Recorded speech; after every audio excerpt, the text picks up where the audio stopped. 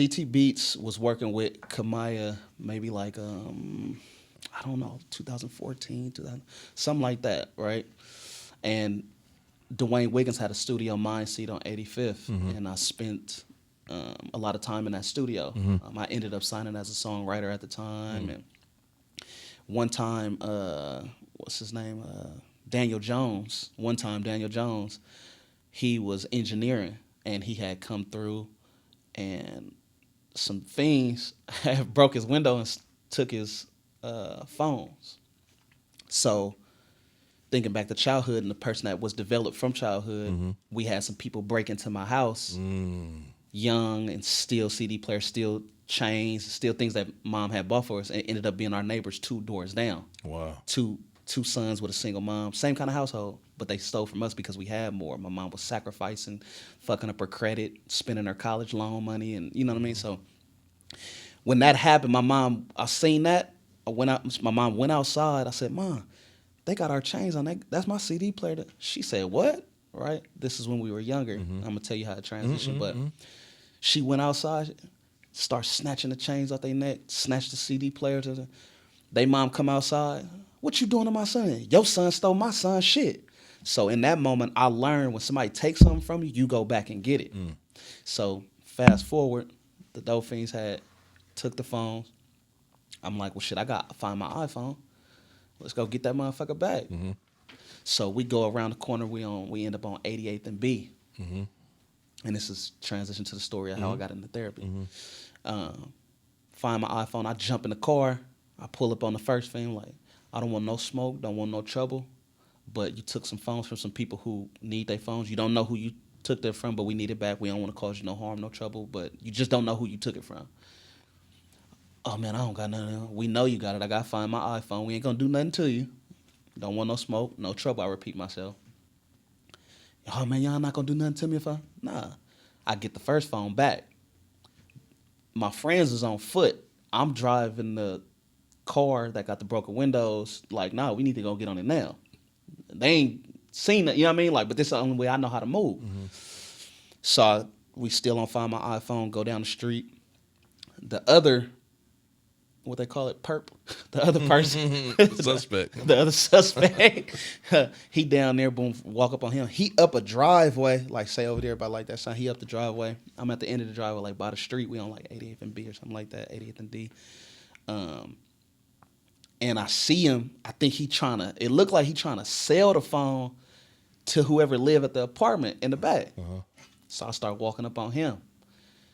One of my people I'm with catch up to me. The car is parked in the driveway. He walking on that side. I'm walking up on this side. He acting like he got a gun. He got his hand in his pocket. I don't see him, though. I ain't see him. So I'm walking up.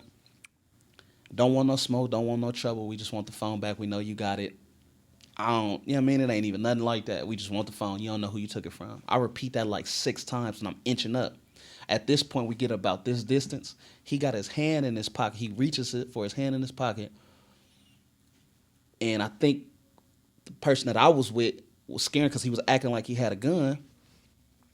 Just silly. And he reaching and he pulled a gun out and he pointed at me. I turned my back. I don't know not to turn my back. I never been through that situation. I just know if you because remember, I'm not tripping off being here. Yeah. I've been thinking this my whole, if this how I go out, this how I go out. It is what it is. Feel me? But I don't want no smoke, don't want no trouble, bro. That phone is not that serious. You got it. I just wanted the phone back. I turn around and I start walking off.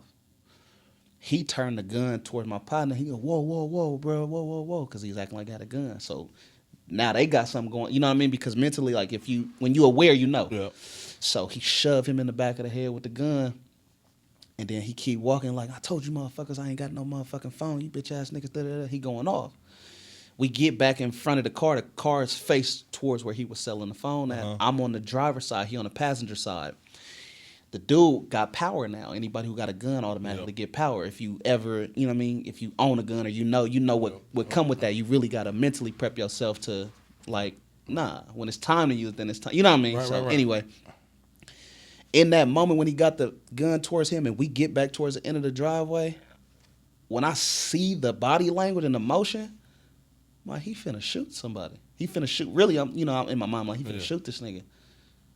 When I think that, I come from the driver's side and I grab the gun. I'm like, man, I'm finna pop him because he tried to pop him. You know what I mean? And he with me. So I'm taking the gun from him. He feel me taking the gun from him. He pulled the trigger, bro. I get shot in my thumb. And it go through, it come out the other side. My thumb is hanging, but I can't see it yet. I grab my hand. Remember, I don't know not to turn around because you could get hit in your lungs. And I don't know that yet. So I go, I'm like, oh shit, I'm hit. I'm shocked, smiling like, oh, nigga, I got shot. This nigga ain't playing. Right? Because, you know, it's kind of like normal to us, but, you know what I mean? It's also, you know it's the way it goes, so you're not tripping. You're not scared. It's just like, oh, shit, nigga. Okay. Nigga, he doing his thing. Right. So I go back on the other side, on the driver's side. I duck down. I just hear shots going off. I don't know if he's shooting at me. My back turned, walking towards the car. When I turn around and look and the shot's still going off, he's firing at my partner, and my partner is running in zigzags. Wow. The other guy whose phone got stolen ran up the street to the right, and he boom, boom, boom, letting off. And my partner escaped with a hole through his shirt and a hole through his jacket. Didn't get hit. I'm the only one that got hit. Ambulance ended up coming. The guy who was shooting ended up taking off. The other dolphin come run down the street, jump in the car, take the car, and drive down that way. And the ambulance come get me. I end up going to the hospital. I end up shot. Wow. After that, I got therapy. Wow. First of all, that's crazy. That story is wild, bro. Like, it's crazy to tell. Yeah, and then it's like it just shows you like if that dude had a little bit more aim.